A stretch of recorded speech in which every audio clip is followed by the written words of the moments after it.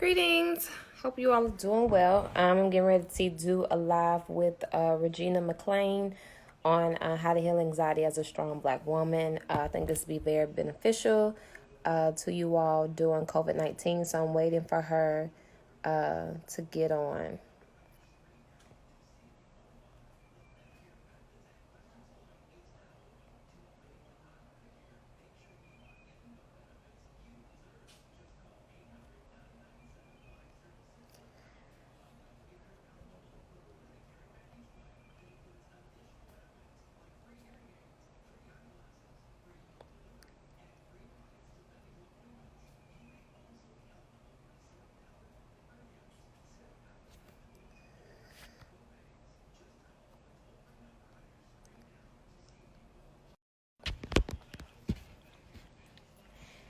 So I hope you all are doing well. I'm going to tell you a little bit about myself. My name is, for those who do not follow me, my name is Erica Cody. I'm the founder and co-founder of Destiny Devotionals. I create safe spaces, devotionals, and liturgy for strong Black women to heal trauma. And one of the things I'm trying to do during this time of COVID-19 is provide you all with as many resources as you need to help your anxiety, because I understand that anxiety is high, and anxiety is a natural human feeling. But if you learn to tap into your divinity, which I am teaching tonight, if you all want to join a free webinar on how to heal anxiety as a strong Black woman, you will learn about how you can heal and decrease your levels of anxiety. The link is in my bio if you all would like to attend.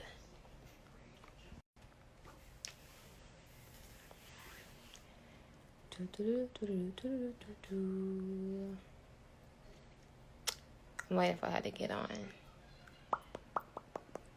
So my webinar tonight is a 3-part webinar where I reveal 3 secrets, like I said, to heal and decrease your level of anxiety as a strong Black woman.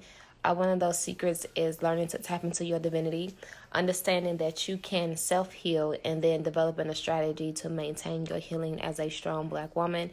Strong Black women do things in excessive measure because that is the way we are socialized to operate excessively for everyone and everybody except for ourselves. So we're overprotective, over productive, over functioning, is always over the top, and we suppress so much, and we really don't know who we are authentically.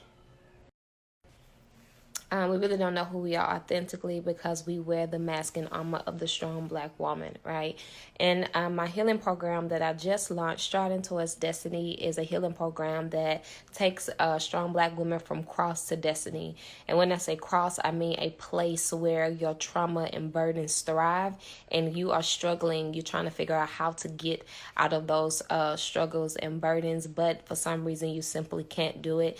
And so I take women in the program from cross to destiny, and destiny is not a place where you have all this material goods and money. It is a place of divine self-reconciliation. So here's Regina. Hold on one second. You have to request to be in it. Okay.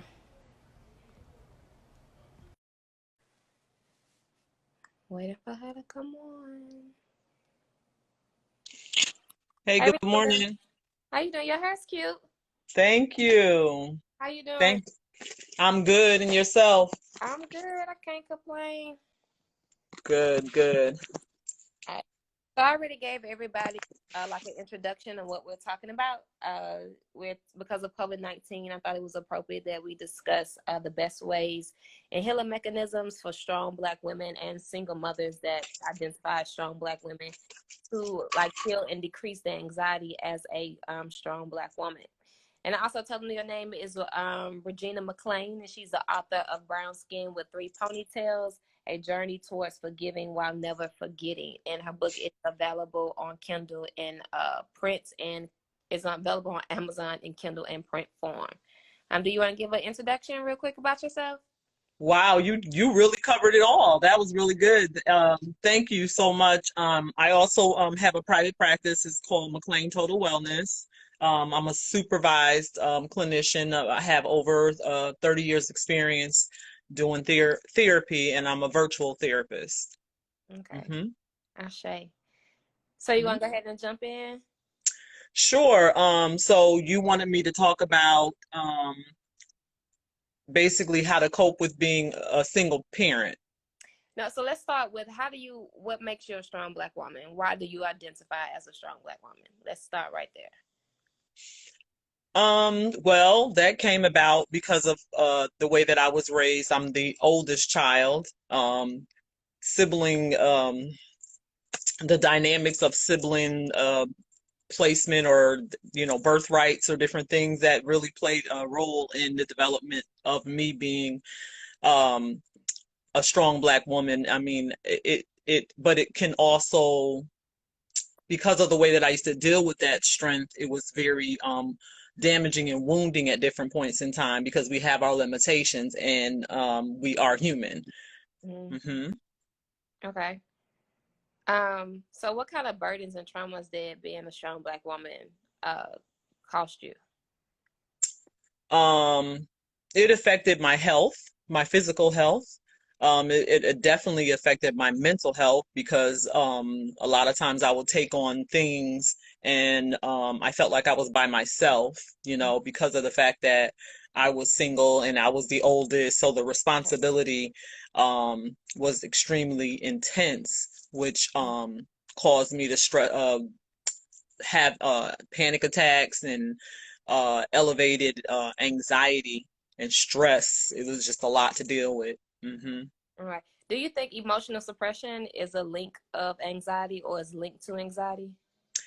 Definitely, definitely.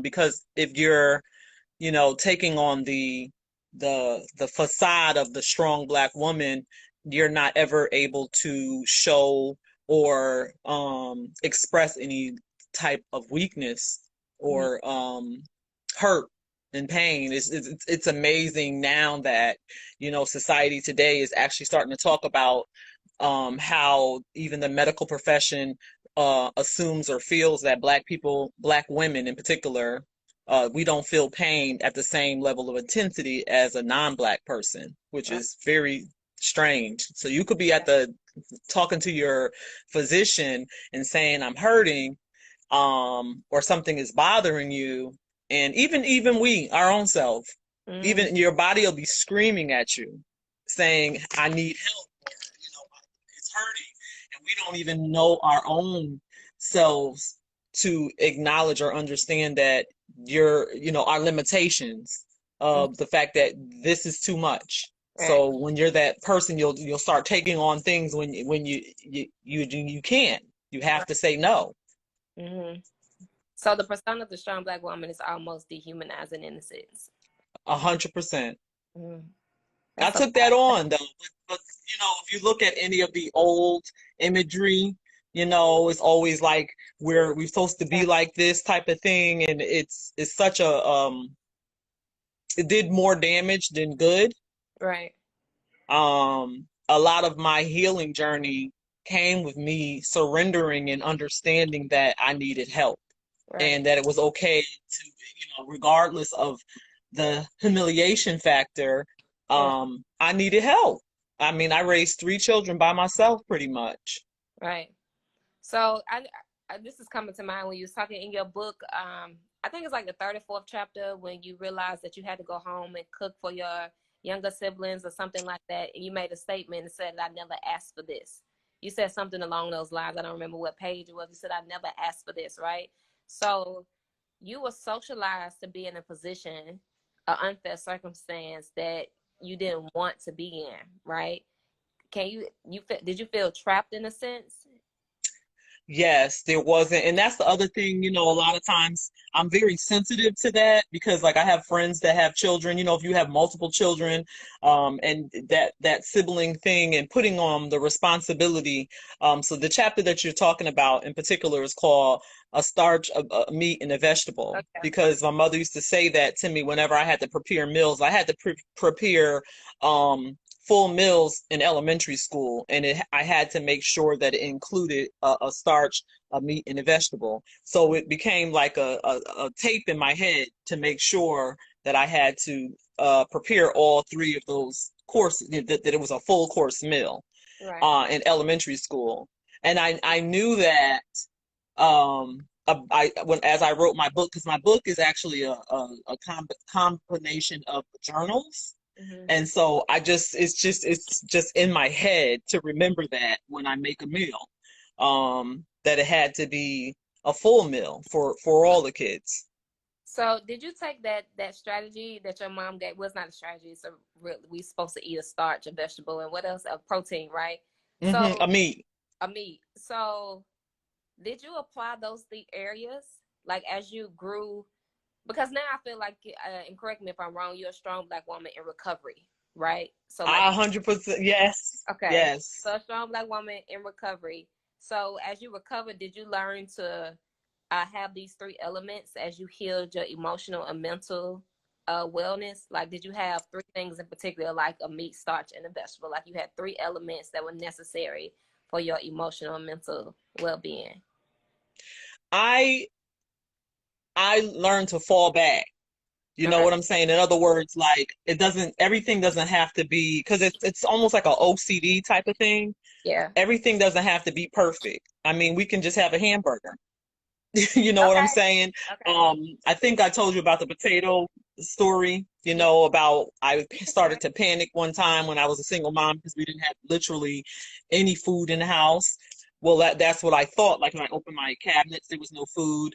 I opened the fridge, there was no food. But I called my girlfriend. I've been blessed to have my circle because I am a master's of social work.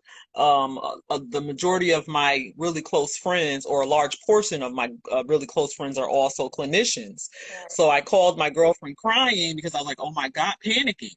I don't Mm-hmm. have any food for my kids. I said, the only thing that I have is a bag of potatoes. And she allowed me to cry, because that's another thing, we aren't supposed to cry, Right. and just be like in a moment of um unsurety of how to move forward. And she said to me, Gina, you actually do have food. She said, make it a potato night. Mm-hmm. And so I did. And then my kids, the response from my kids was like, they was excited. One Right. wanted just butter and salt and pepper. The other one wanted cheese on it, and so I will always, for the rest of my life, remember that those moments where we was really, really in the struggle, and that I was able to take what I have and and prepare something that, you know, my Yeah. kids didn't even see it as an issue. I saw it as an issue. You made water out of wine. Yes. You made, is that it? Water out of wine? Yeah. You made water into wine. Yeah. The people know what Yes. I'm saying. So,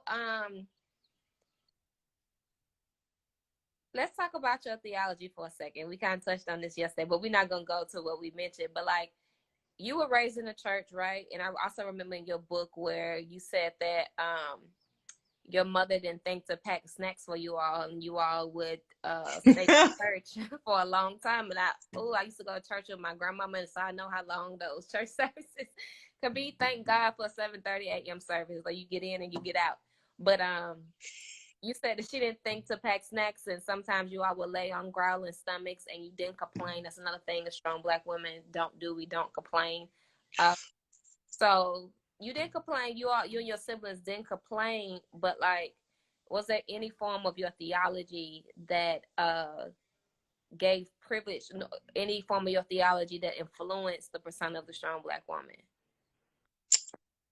Well,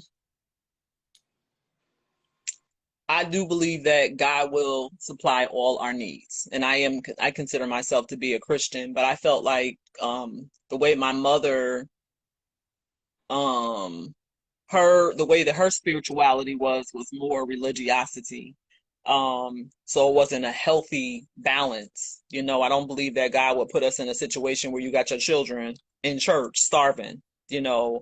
Right. And I know for myself, it made me question my faith because of the intensity of the struggle and being so young. And I felt like I didn't know if there was a God at Right. different points in time. Just looking back at that, the struggle as being a kid, because I wrote about, like, I saw people getting excited because they were blessed, or they were living, God had answered their prayers, but I didn't see where he was answering my mother's prayers, or I didn't see it. because our house was in such chaos most of my childhood. Mm-hmm.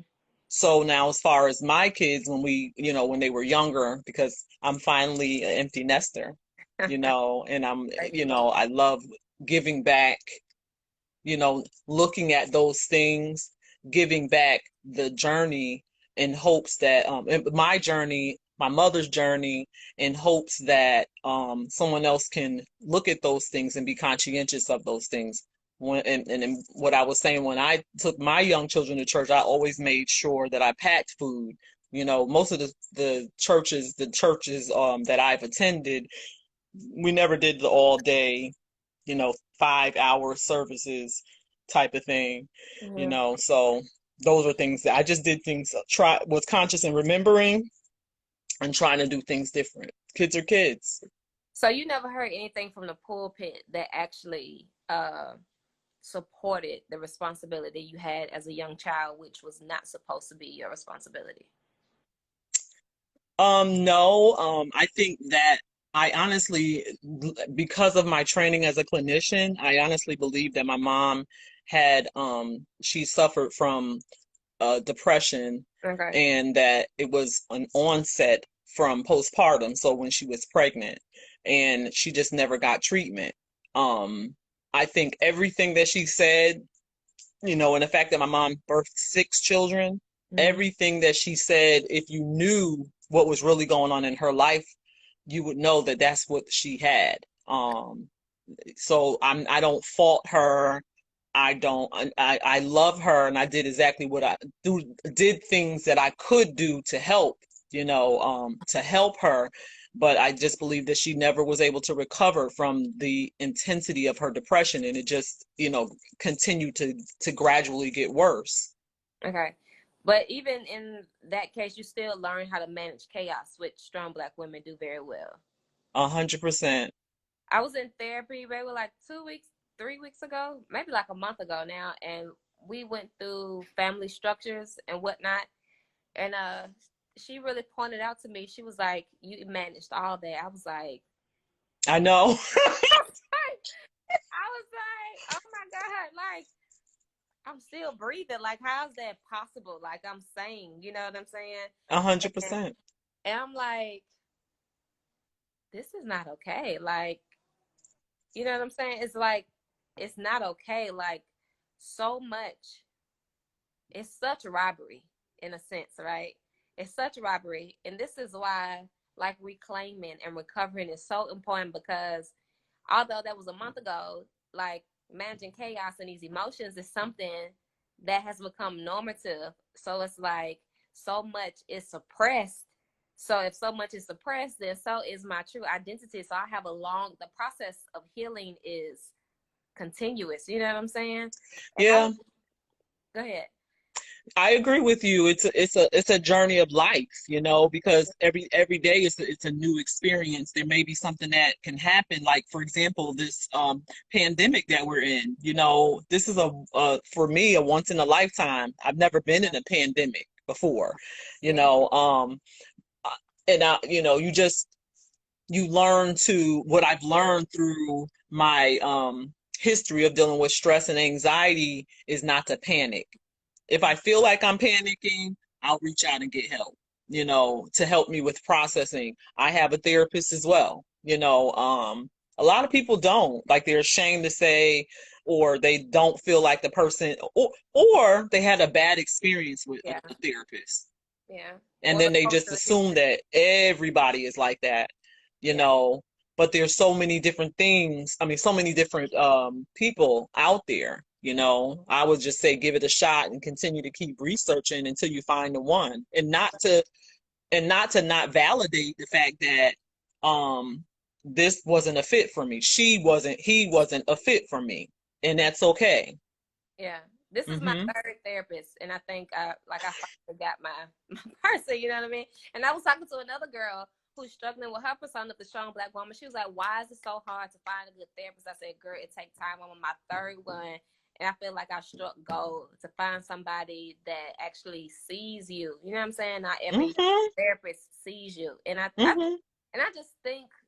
I think that's just a gift. Like, people cannot be a therapist and still see you, but if you're a therapist and you can see somebody, like, that takes your work to another dimension, and then you can't hide. Some people go to therapy and still try to hide, but if you got a therapist that see you, they be like, nah, but we're not gonna do that. I need you to come out. You know what I mean? So yeah, therapy is good.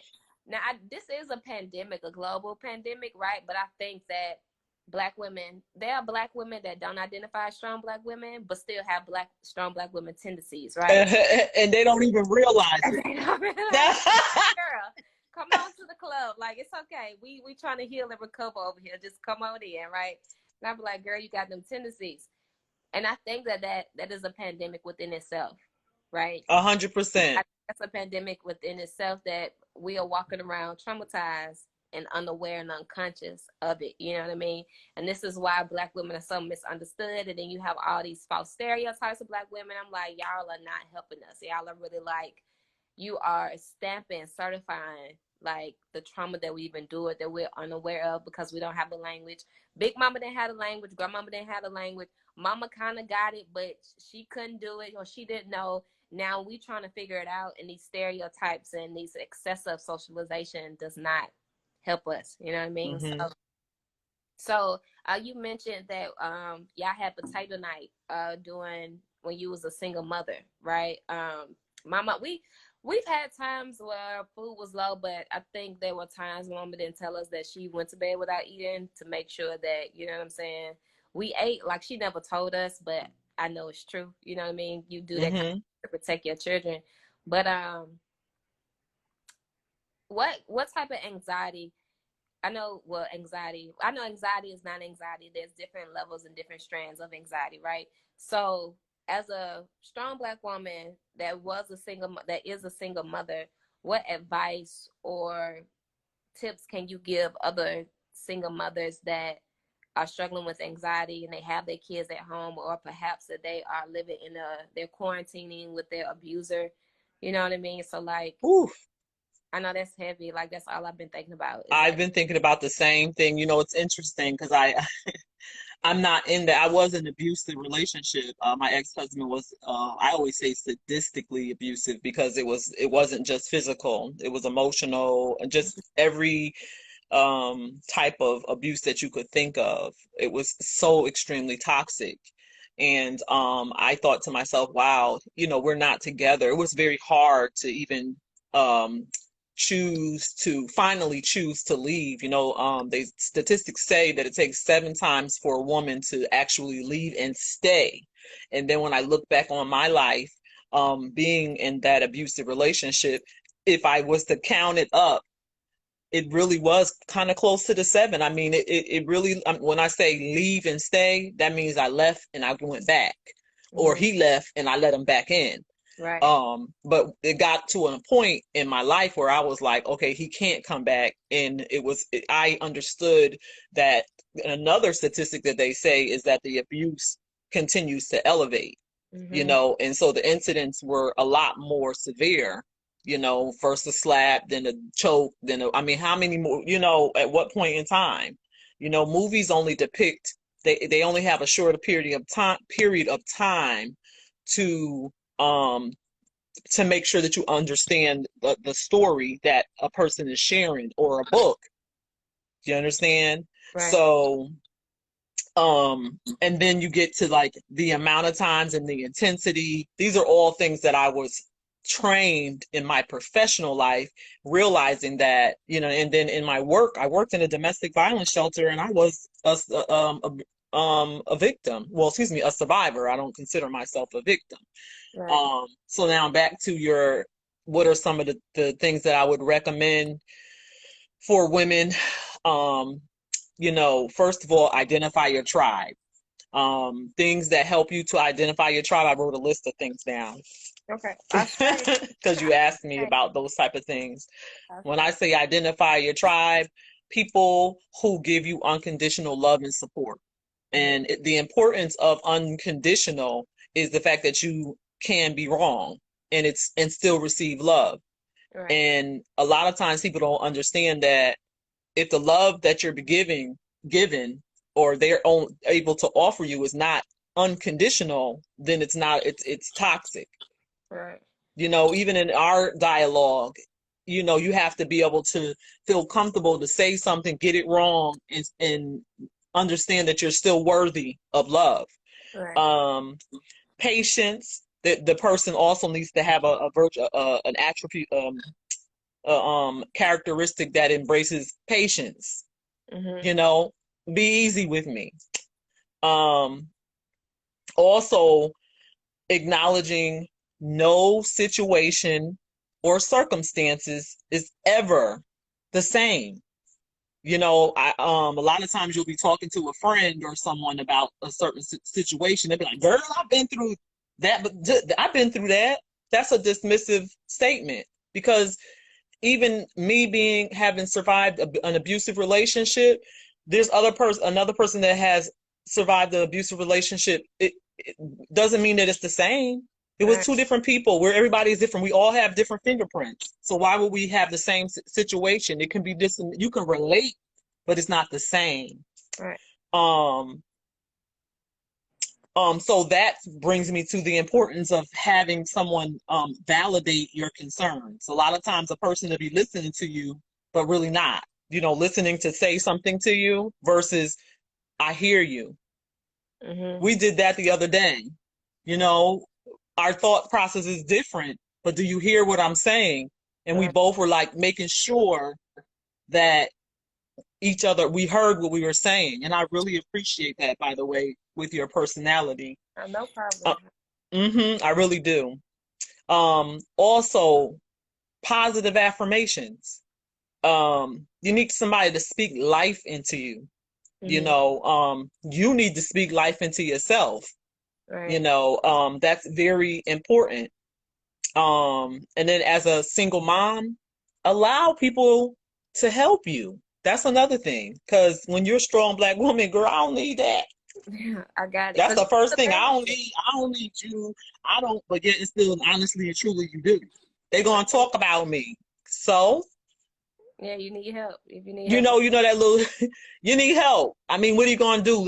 People talked about me all the time. There was this short story. There was a lady at my job. I always made enough money until like a week before work. A week before payday, and I had to borrow $40 every single time for gas so I could get to work, because I didn't qualify for any assistance, and I knew that she was talking about me, to my coworkers, and I just had to just let her have it.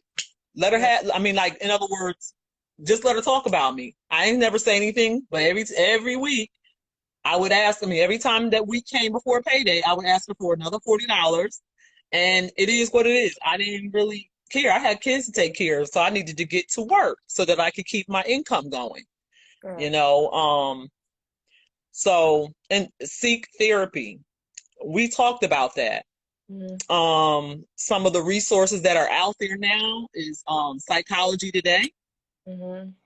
You can put your zip code in, and then you can look and visually see, and maybe that would be a connection. It doesn't necessarily have to be a race type of situation. If it is, then you can see the person is what the person is. That's Psychology Today. Also, for if you want a Black girl therapist, there's Black Girls in Therapy. That's also available. If you from the hood like I am, they have trap therapists. A lot of times you'll go to therapy, and some of our struggles, the therapist cannot relate to, the hood type of struggles that, we're living in a situation where we got gunshots outside the house. You don't run to the window, at different points. These type of things. We just know how to survive in certain things, certain situation or life circumstances. So they have the trap therapist that's available. There's so many different things that's out there. Um, and that, um, and my last thing that I wrote was prayer and meditation. Um, in my time with working with people, I would say, when you're going through, you have to think about the type of music or atmosphere that you're in, trying to find a way to, when you're a single mom, it's hard to remove yourself from certain things, but we Mhm. got earbuds. Yeah. Yeah. Put them on, you know, lock your door. I actually, every time I would move into a new place, I would put a lock on the door because kids don't know how to just give you space for a time. You have to make that time. Walking, physical exercise. I will walk all the time. And another important thing for Black women to me, my last thing is crying. It's okay to cry. Yeah. The only time that crying is not good is when you never stop crying. That's when it's time to, contact a doctor. But it's Right. okay to cry. Right. So Was that for good? yeah, yeah, yeah. Good. So for women that are like quarantining now, right, with an abusive partner and they can't go to therapy and they don't have any alone time and they're living in fear, like what would you tell them from your experience and as a supervised clinician, what advice would you give them for right now?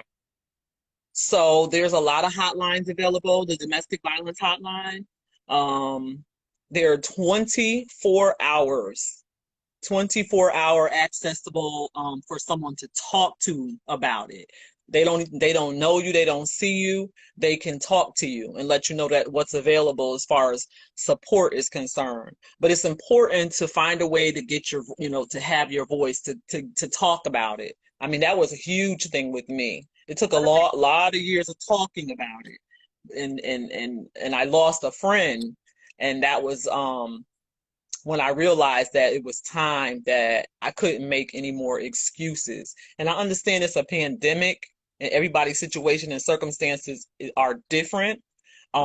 So the first thing I would do is just find ways to access the support that you need while you're in the situation that you're in. mm-hmm. But what if their phone is controlled? What if everything around them is controlled? Like, what if they just happen to see this video when their abuser slips in the bathroom? Yeah, it's a good time to call the hotline, right? But if you're in a controlled situation, or somebody may be watching this that knows somebody that's in a excessive controlled situation, what do you do there? Like,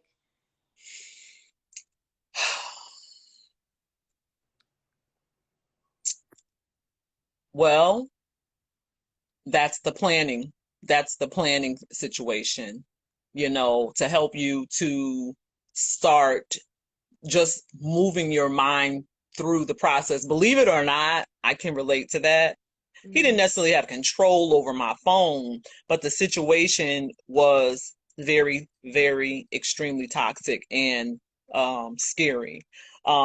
So that's the planning process where when you do have opportunities to reach out to a friend, a girlfriend, a family member, whoever it is that you speak to, talk about the plan.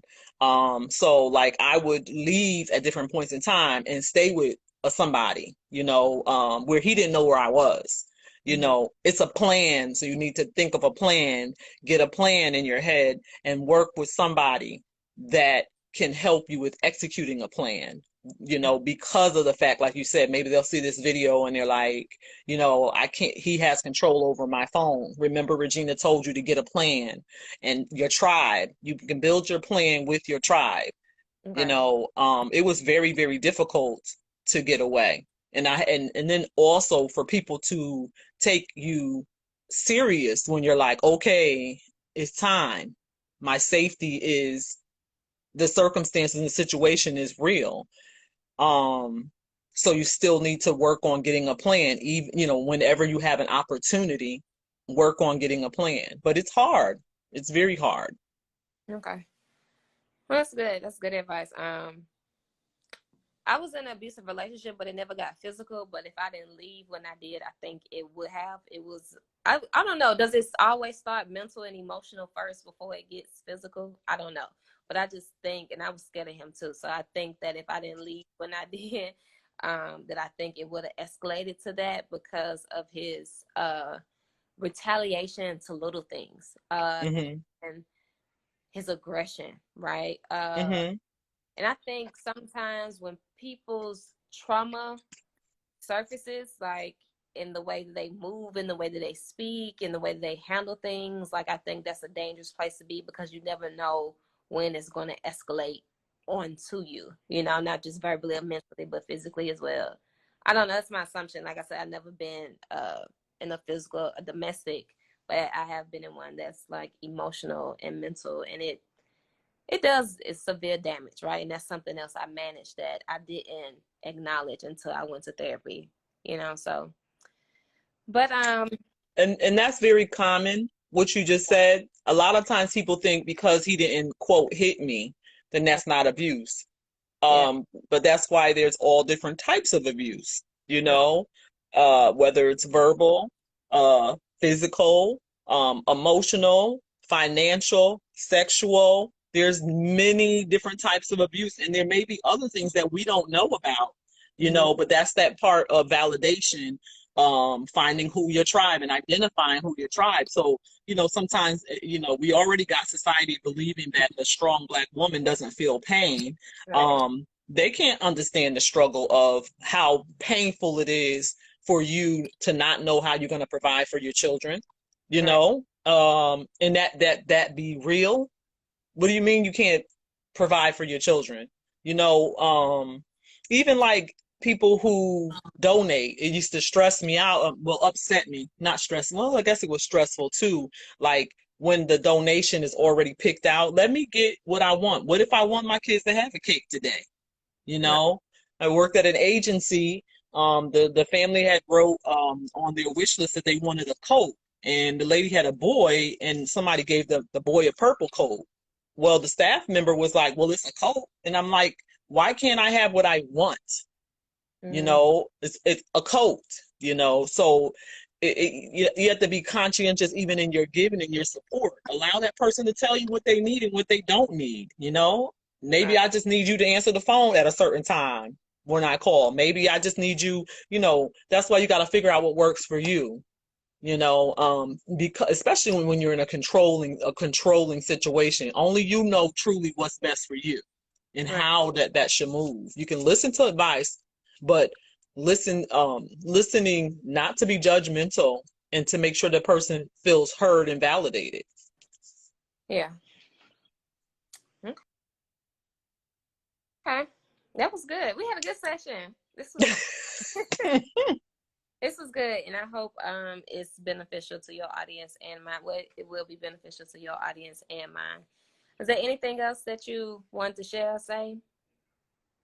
Um, I me being a social worker, I just know that the United Way 211 is available. It's available electronically. You can text, and get resources. There's a lot of resources to be had out there, at this point in time because we are in a pandemic. And some of the guidelines, are lax, fell back. Sometimes I know for myself, I will always be over income, but I wasn't really making no money. It wasn't really like, but I'm like, the income guidelines, some of that stuff has been relaxed. Mm-hmm. You know, ask, see, ask about your utility bills and different things like that. Ask. Mm-hmm. Also be careful for the boomerang effect in the sense of, okay, maybe they might say, oh, well, we'll let you slide this month, but then after the pandemic is over, then you got to pay $500 by a certain time. So Right. make sure you're clear as you're working your way through this time in our United States history. Well, actually, in the nation, it's a worldwide type of thing. And just get a notebook and keep a notebook. That's the other thing. So that way you'll know who you called, what they said, what is available, and that way you can contact the person again. So those are some of the things that I would do to survive this time. Mm-hmm. And even when strong Black women are dealing with anxiety, I think it's imperative that we make time just to actually breathe, which will center you and bring you back into the practice of now, which is gratitude, right? I don't think that strong Black women need to be in positions where we are over functioning, where you're being overprotective, or you are doing excessive caregiving in this time, because you're putting yourself at a greater risk. You're already in a situation where you're at risk because you're operating the strong Black woman. But even now, during COVID-19, you shouldn't be doing anything besides resting, in a sense, of being in your house. I understand that you have Oh, the children. beauty. Yeah, I understand that you may have children, that you're running a business. Some of you may be essential workers, right? But I think it is imperative for you to make space to actually breathe. Um, you can find breathing practices on YouTube. You can go to, I think it's an app, it's called Mindfulness, that I use to practice breathing techniques. Even if it's 5 minutes, even if it's 10 minutes, that small frame of time can decrease the level of anxiety that you're encountering now. And I think it's imperative that you develop at least three I am statements, right? To focus your day and to set your intentions. When you do so, your day is guided, is directed, and nobody else can control the rhythm of your day outside of you. I think that also decreases your level of anxiety, and decreasing anxiety is a form of healing. Anxiety is like a human aspect. It's not really something that you can get, can rid yourself of 100%. You're going to experience anxiety at some point in your life.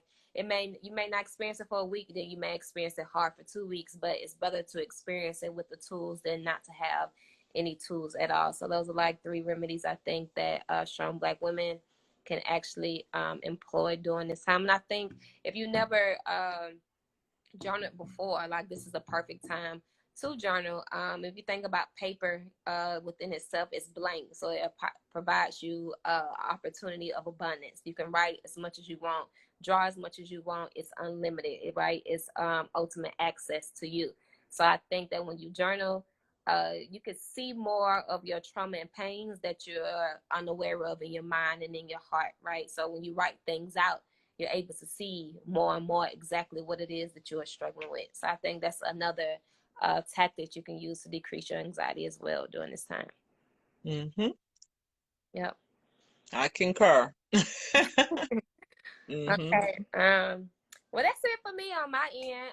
We will be back and do another interview next week. I'll let you all know what the topic is going to be. If you all have any questions, you can DM Regina.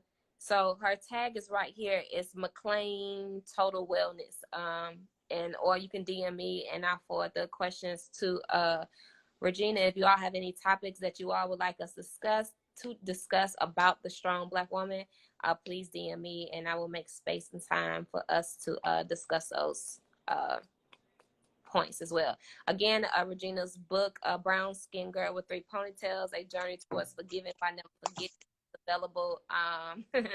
It's available on Amazon in print and on Kindle. Ashe. All right. Thank you. You're welcome.